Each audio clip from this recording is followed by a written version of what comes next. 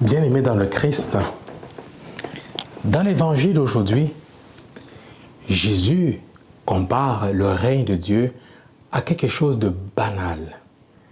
C'est drôle, il prend deux images, la graine de moutarde et le grain et le levain. Le levain qu'on utilise pour faire gonfler la pâte. Petite chose utilisée pour permettre une expansion. La graine de moutarde semée qui produit. C'est fou ça. En méditant sur cette parole, je me disais, comment comprendre cette comparaison du règne de Dieu? En fait, le Christ, il veut nous faire comprendre, il veut nous amener à saisir que le règne de Dieu, ce n'est pas quelque chose de compliqué. Ce n'est pas quelque chose qui n'est pas à notre portée. C'est à la portée de tout le monde. C'est à la portée de tous. Le règne de Dieu est appelé à croître. Le règne de Dieu est appelé à prendre de l'air, de l'espace. Un peu comme l'air qu'on met dans un ballon. Plus on gonfle, plus on met de l'air, plus ça prend de l'espace. On ne peut pas comprimer l'air quelque part. Ça part. Mais l'image qui, moi, aujourd'hui, me permet de mieux saisir cet évangile, c'est la parole. La parole. La parole, tout comme le grain de moutarde ou le grain de levain, c'est quelque chose de banal. La parole. J'émets un mot. J'émets des sons. Mais cette parole se propage. Cette parole va jusqu'à l'autre bout du monde. Quand j'étais jeune, je me souviens à l'école, un de mes enseignants nous avait fait le test de ce qu'il appelait à l'époque, il me semble que c'est la téléphone arabe. C'est fou comment dire ceci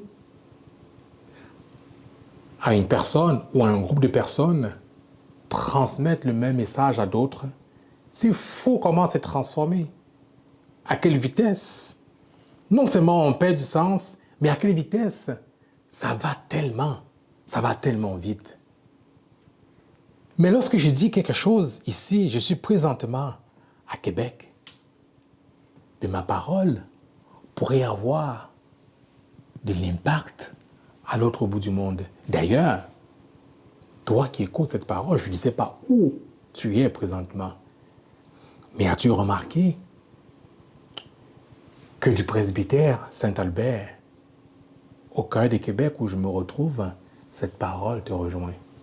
C'est ça le règne de Dieu. En tout cas, du moins, le règne de Dieu est comparable à cela. Et le règne de Dieu, justement, est appelé à croître. Que la parole de Dieu, qui passe à travers ma parole, ta parole, la parole humaine, puisse croître comme un grain de levain, puisse lever.